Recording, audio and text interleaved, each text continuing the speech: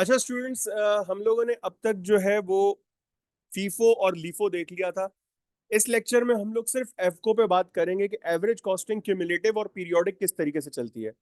सवाल वही है जो पहले चलता आ रहा था, अब फर्क सिर्फ इतना है कि इसमें सिर्फ आपको एफको करवाऊंगा।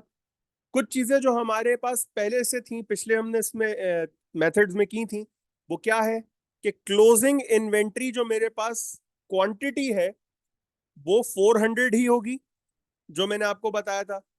यहां पर बैलेंस मेरे पास 200 यूनिट्स का आ रहा है, यहां पर बैलेंस मेरे पास 600 यूनिट्स हैं, यहां पर बैलेंस मेरे पास 100 यूनिट्स हैं, और यहां पर बैलेंस मेरे पास 500 यूनिट्स हैं।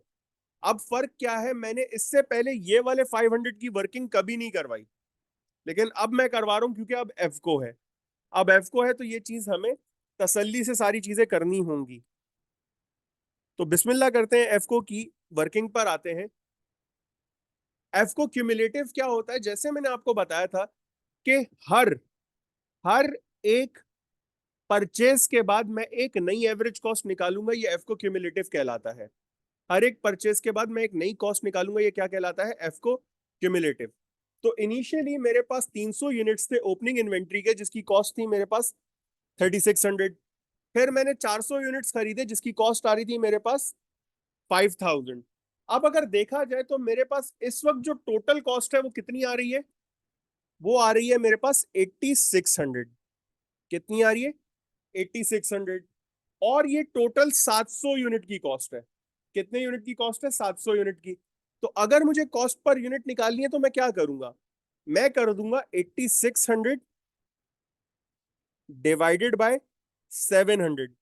मेरे पास 700 यूनिट्स है और उनकी टोटल कॉस्ट कितनी है, 8600। तो 8600 के हिसाब से पर यूनिट कॉस्ट कितनी आ जाएगी मेरे पास, ये आ रही है मेरे पास $12.28 पर यूनिट। देखो यहां पर अब एक चीज अपने जहन में बिठा लो, यहां पर हमें वर्किंग करनी है तो हम लेंगे 2 decimal places without rounding off. $12.28, 2 decimal places without rounding off, that's it. अब मैंने कितने यूनिट्स बेचे, मैंने बेचे 500 यूनिट। एक की कॉस्ट ये रही मेरे पास, $12.28 कॉस्ट है।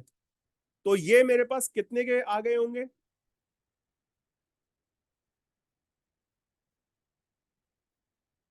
ये आ रहे हैं मेरे पास 6140 के।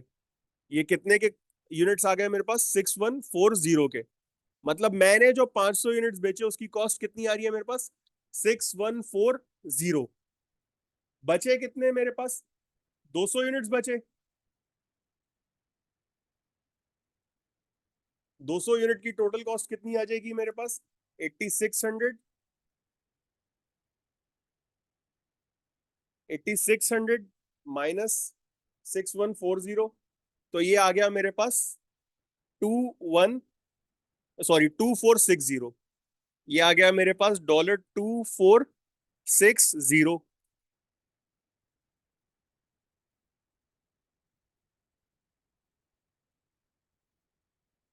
और एक यूनिट की कॉस्ट कितनी आ गई, 12.28। ये चीज आई बिलीव सबको समझ आ रही होगी, आगे बढ़ते हैं। अब 200 यूनिट्स मेरे पास बचे थे, मैंने 400 यूनिट्स मजीद खरीदे। ये 400 यूनिट्स की टोटल कॉस्ट थी मेरे पास कितनी, 5600। अब अगर मैं इसको टोटल करूं तो ये कितना आ रहा है मेरे पास, 2460 प्लस 5600, ये आ रहा है मेरे पास $8060। और ये कितने यूनिट्स का है, 600 यूनिट का है। ये परचेज की है ना मैंने एक, इस परचेज के बाद मैं एक नई बैलेंस, एक नई एवरेज कॉस्ट निकालूंगा। इस परचेज के बाद मैं एक नई एवरेज कॉस्ट निकालूंगा, और ये किस तरीके से निकलेगी, 8060 डिवाइडेड बाय 600। तो ये कितनी आ जाएगी मेरे पास, ये आ रही है मेरे पास 13.43, 2 decimal places without rounding off per unit, 13.43 per unit. 500 unit बेचे, एक यूनिट की कॉस्ट कितनी है? 13.43।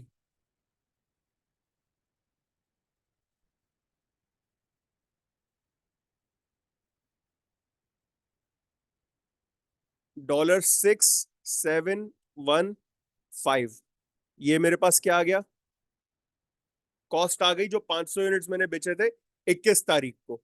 मेरे पास बचे कितने? 100 यूनिट्स। ये 100 यूनिट की कॉस्ट मेरे पास कितनी आ जाएगी?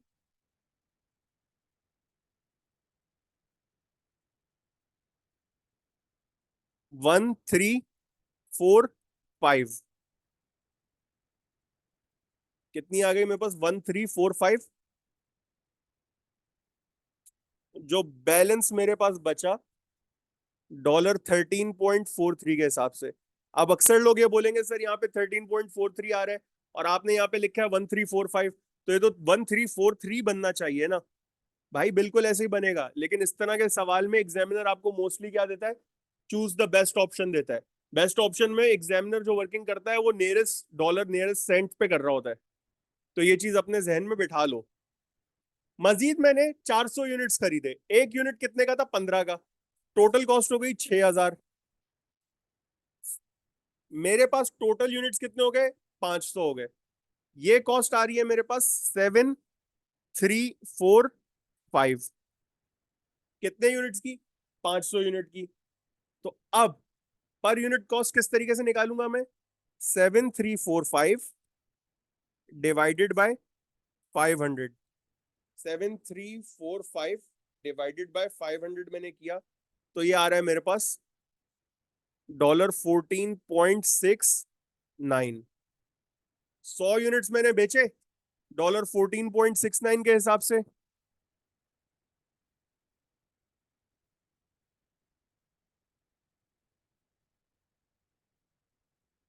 ये आ गया मेरे पास $1469 जो कॉस्ट है। और आखिर में मेरे पास कितना बचा? 400 यूनिट्स बचे। एक यूनिट की कॉस्ट कितनी आ रही है? 14.69। तो 400 की कितनी हो गई?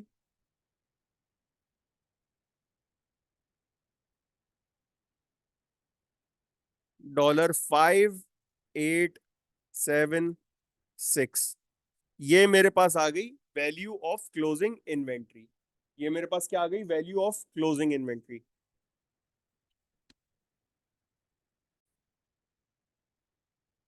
अब आते हैं कि एग्जामिनर हमसे क्या क्या मांग सकता है, और जो हमसे एग्जामिनर मांगता है हम वो चीजें देख लेंगे। पहले आ जाता है quantity of closing inventory, 400 units.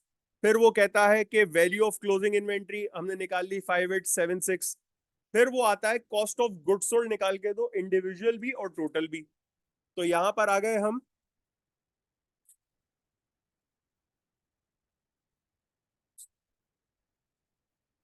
Cost of goods sold. 14 तारीख की कॉस्ट कितनी आ रही है मेरे पास? 6,140।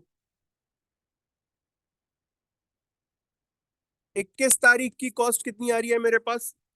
6,715।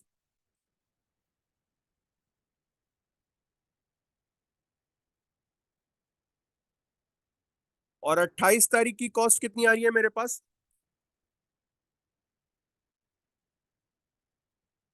28 तारीख की कॉस्ट आ रही है मेरे पास 1,469। ये आ गई। अब टोटल निकाल लेते हैं। इन तीनों को सम कर दो। टोटल कॉस्ट आ जाएगी आपके पास which is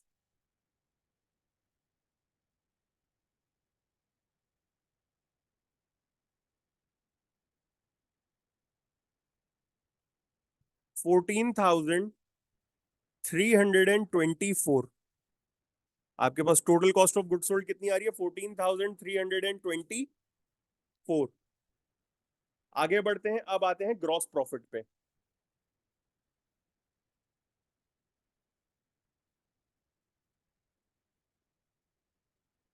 gross profit. Gross profit मेरे पास 14 तारीख का अलग आएगा, 21 तारीख का अलग आएगा, 28 तारीख का अलग आएगा।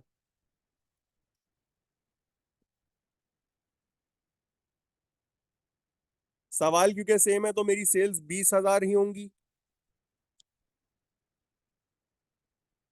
सॉरी 10,000 होंगी, सॉरी सॉरी माय बैड।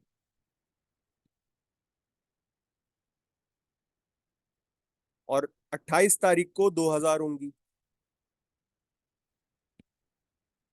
14 तारीख की कॉस्ट कितनी है मेरे पास? 6140। 21 तारीख की कॉस्ट कितनी है मेरे पास? 6715। और 1469। तो मेरे पास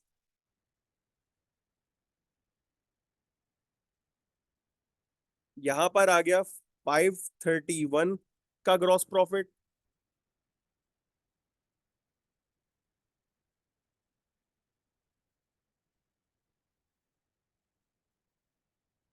यहां पर आ गया 3,285 का। और यहां पर आ गया मेरे पास 3,860 का। अब टोटल पे बात करते हैं।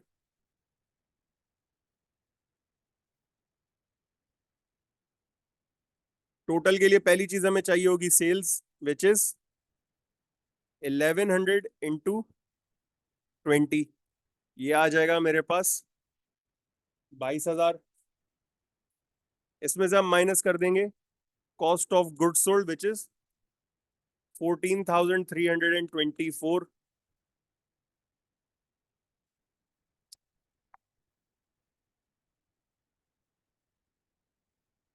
मेरा ग्रॉस प्रॉफिट कितना हो गया?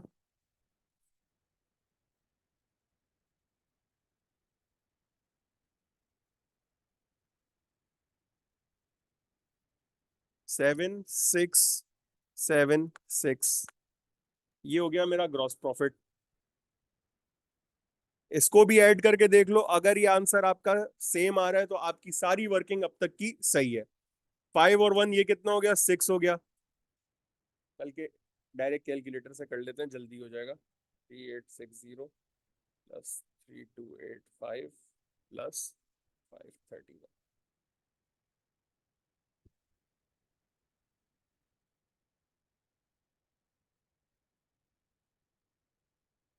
7676। दोनों का ग्रॉस प्रॉफिट भी इंडिविजुअल और टोटल सेम आ रहा है। इसको भी ऐड करके देख लो, आंसर आ जाएगा आपके पास। कर लेते हैं इसको भी लगे हाथ।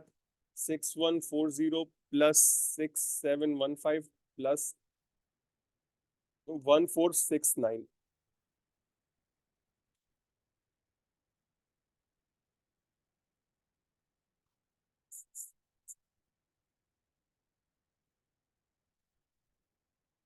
दोनों की कॉस्ट भी सेम आ रही है और क्लोजिंग इन्वेंट्री की वैल्यू भी आ गई है।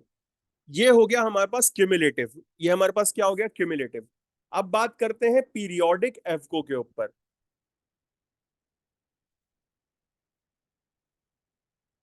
हमारे इन्वेंट्री वैल्यूएशन की जो आखिरी, सॉरी मटेरियल कॉस्टिंग की जो आखिरी चीज है वो कहलाती है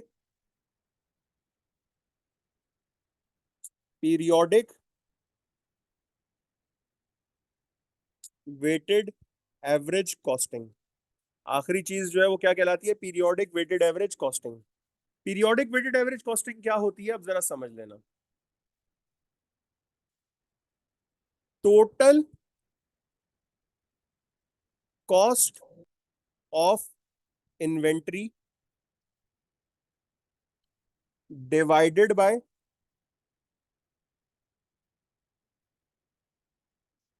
टोटल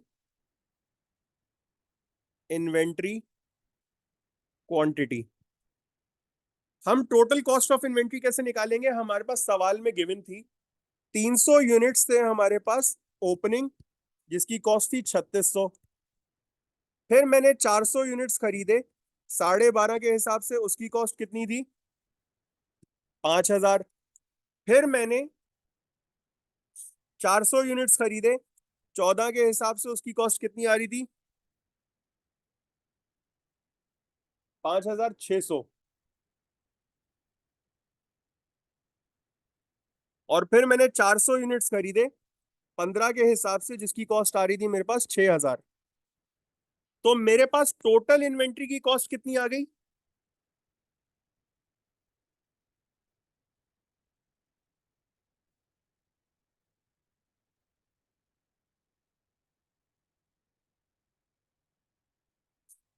मेरे पास टोटल इन्वेंट्री की कॉस्ट आ गई 20,200।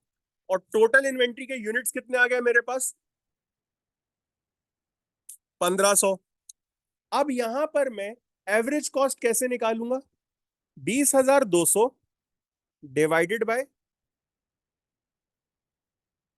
1,500। 20,200 डिवाइडेड बाय 1,500, तो मेरे पास कॉस्ट पर यूनिट कितनी आ जाएगी? मेरे पास कॉस्ट पर यूनिट आ गई 13.46। 2 decimal places without rounding off, ये कितनी आ गई? 13.46 पर यूनिट।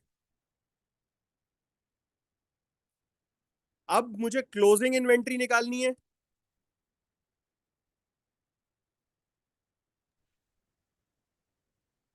क्लोजिंग इन्वेंट्री निकालनी है तो 400 मल्टीप्लाई बाय 13.46। मुझे कॉस्ट ऑफ गुड सोल्ड निकालनी है तो 1100 मल्टीप्लाई बाय 13.46। सही। और ग्रॉस प्रॉफिट भी मैं निकालूंगा तो कैसे निकालूंगा?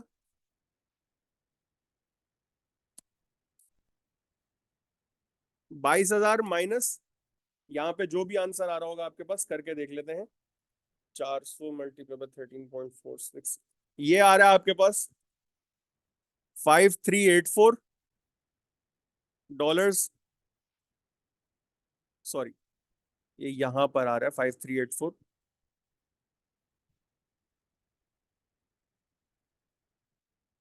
और यहां पर आपके पास आ रहा है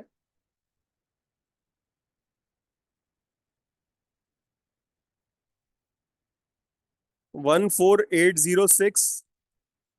तो ग्रॉस प्रॉफिट आपके पास कितना आ जाएगा?